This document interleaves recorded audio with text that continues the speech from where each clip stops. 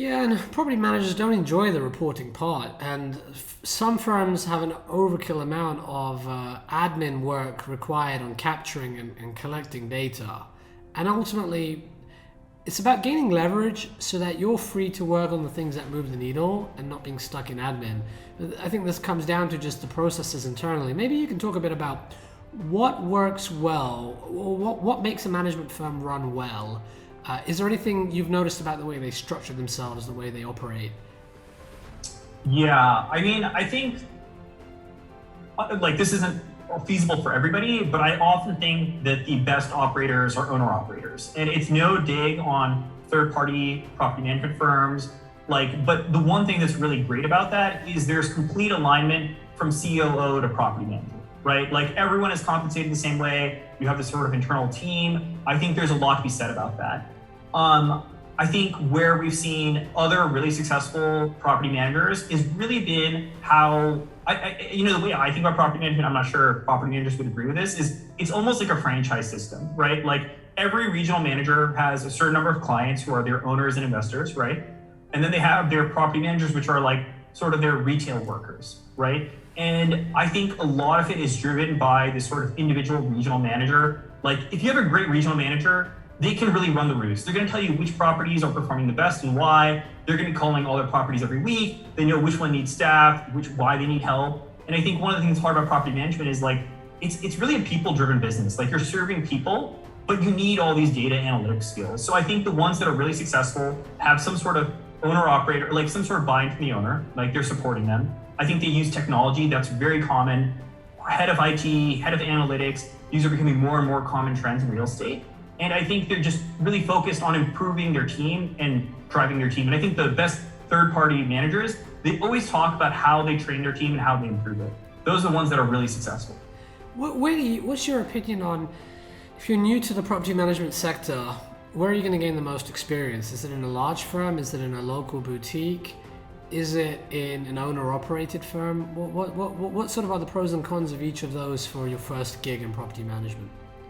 Yeah, so I think you should tie it back to your personal goals. And like one of the coolest things about property management is there was this sort of like idea of infinite growth, right? Some of the best CEOs we worked with started off as leasing consultants on the level, right? And I think what a great thing to do is join a somewhat established company. It can be like a mid-sized property management firm or a large owner operator. Both are fine, they're both really great. But I think you should really try to figure out like, how can you differentiate yourself, right? Like it's very much so a sales and people driven role because you're constantly selling units, you're constantly selling rent increases, which is not something people want, right? Nobody wants a rent increase, right? But I think the firms that are really successful and where you can see a lot of bang for your buck is like the ones that focus on training and their team. And I think it doesn't matter really the structure of the firm so much as like who's your manager, how do they motivate you, how do they talk about the goals of the property, and how do they say it in a way that makes sense to you? You know, breaking into real estate, not just in terms of getting your first job, but also if you want to become an investor in real estate, the best piece of advice I got, there was an institutional, I was an LP in a fund, okay? Mm-hmm. And I wanted to start operating my own real estate, and I was seeking advice, and one of these GPs or owners said to me, look, if you really want to break in, you've got to figure out how you're going to differentiate, and often people can't differentiate alone on buying real estate. You've also got to differentiate on either the construction side or the management side. Yeah. And so on the management side, get your hands dirty. And it's not until you get called up by tenants at random times because the sink isn't working, because there's a problem that they've probably caused or whatever it might be, right? Pests or whatever. It's not until you've dealt with those that you're really going to understand what can go wrong in real estate. Because management is a key secret weapon in differentiating and delivering investor returns. So that was the feedback I got. And of course, I bought a couple of single family rentals, but as soon as I started getting harassed by tenants over the smallest issues, like go bring a third party manager. This is not for me to do.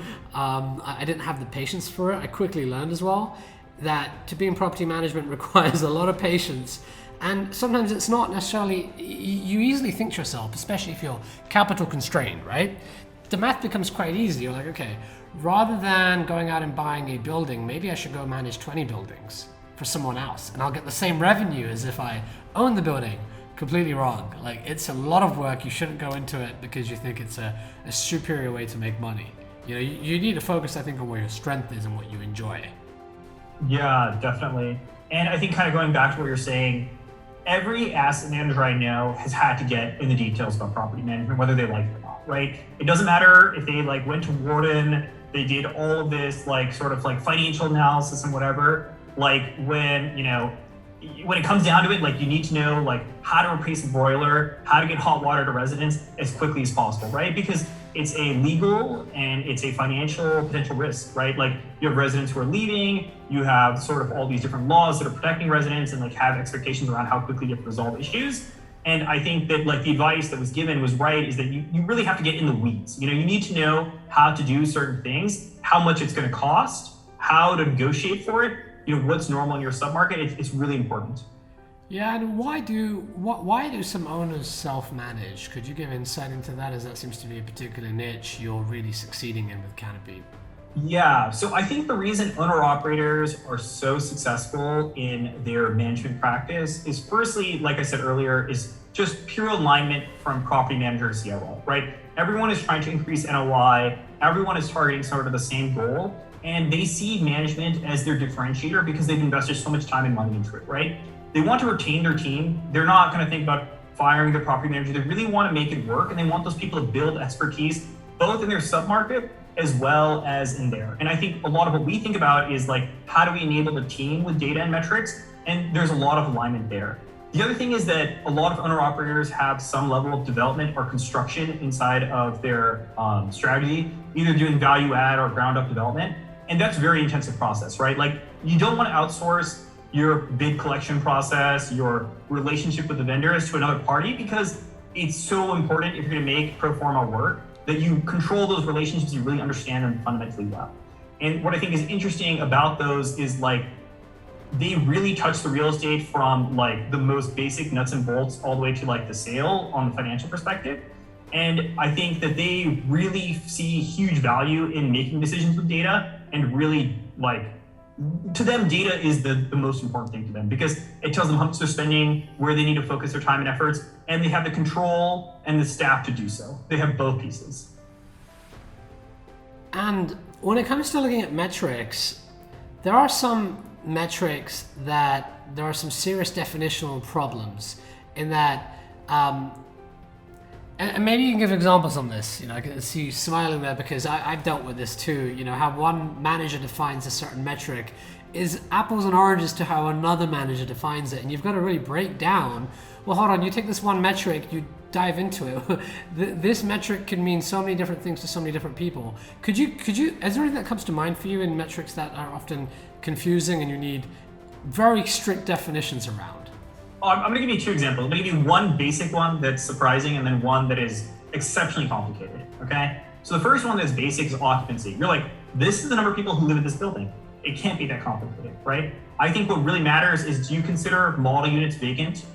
How do you think about down units, right? How do you compare this data over time? Because naturally you're going to have down and, vacant units or whatever, right? Also, like, there's all these processes in your property management system which are related to the move-in process that can be done correctly or incorrectly. And that's going to really shift your vacancy number or your occupancy numbers a lot. So you just have to make sure the data entry at the most basic level is really well done.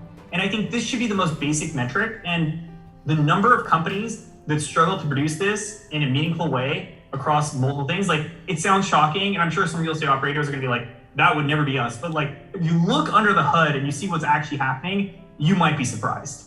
And I think the other part of it, which is a naturally complicated metric that is so important, and there's so much nuance around, but it's not often measured correctly, is net effective rent increase. And what that means is, what was the previous rent? What's the new rent? What's the difference? And the reason that number gets complicated is you want to factor in concessions for your new resident as well as your previous resident. Sometimes someone's like, hey, I'm supposed to move out on the 30th. I need an extra month. Can I pay an extra $100 a month to make it happen, right? And if you don't factor that out, like, suddenly it looks like you didn't get the bump you got, or maybe you got a decrease, right? Like, instead of getting a $50 increase, it looks like, or sorry, $100, or yeah, it looks like a $50 decrease. So there's all this, right? And then just getting that number correctly, and then excluding employee rent, right? Like sometimes your residents leave, or your employees leave, or they move to another unit, and just getting all the data correct. It's incredible the amount of time people spend on that. And it's even more complicated if you try to do it for renewals. Like, when did the renewals start? What was the exact amount? Did you offer any concessions? Like, there's all these things that if you get into the details, it gets very complicated quickly. And you know, I hate to say this, but it feels like every metric I've come across in real estate suffers from this definition issue. And not just metric, it might be bids. Like, I got a bid recently for replacing the roof. And that's one of the biggest CapEx projects you can imagine. And on first blush, you're like, well, let's go with the cheapest proposal. I mean, this proposal is 50% cheaper than the other proposal. When you dive into it, you realize, wait, this is apples and oranges all over again. And how am I, as someone trying to make money, have the competence to decide? And often I feel a little bit of frustration when managers are like, here we go, here's 5 choices, decide. You're like, I wouldn't know unless I've, done the roofing myself, or I know this type of, is it a flat roof? What type of roof are we dealing with? I mean, so even the contracts you get require so much context. And this is the danger. Decisions are made every day in real estate like that. Like quick 3-minute maximum, attention span before you jump onto the next issue, and then you have to cut this call short. And now your property management team is waiting another week to speak to you to get, an approval for whatever. It's a mess, and I think a firm that does this well, and of course a plug for Canopy, right? Using Canopy to do that well, becomes a superpower for them eventually. The ability to make better decisions, catch problems before they occur, and make data-driven decisions to optimize revenues. Yeah. And I mean, one of the trends that's in real estate is that the people who are most successful typically execute the same exact strategy again and again and again, right? And the reason they do that is because they build competency with data, right? Like, they know exactly who are the right vendors to talk to, how much it's going to cost, and what is the scope of work that really matters. And I mean, that is like one of the, it sounds silly, but like just doing something that works again and again and again, your edge is going to constantly get sharper. And I think that's what really differentiates some of the best real estate investors is 20 years in, 30 years in, they know every nickel and dime how much everything costs. Agreed. Sonny, it's been great having you on the show. For our listeners who want to reach out to you, could you spell out the best way to get in contact with you? And also, what's your ideal type of, are there certain types of people you're looking to reach or you encourage to reach out to you as well? Definitely. So we work with all sorts of different property managers and owners. I think the best clients we work with are typically multifamily owner-operators with 1 to 10,000 units, okay? And property managers who are looking for something differentiated for their clients. Like, they're a little bit more tech forward, they want to stand out from their peers, and those typically are a little bit larger, up to 15,000 units, maybe even larger than that. The best way to reach me is sunny@canopyanalytics.com. Sunny is like it's a sunny day.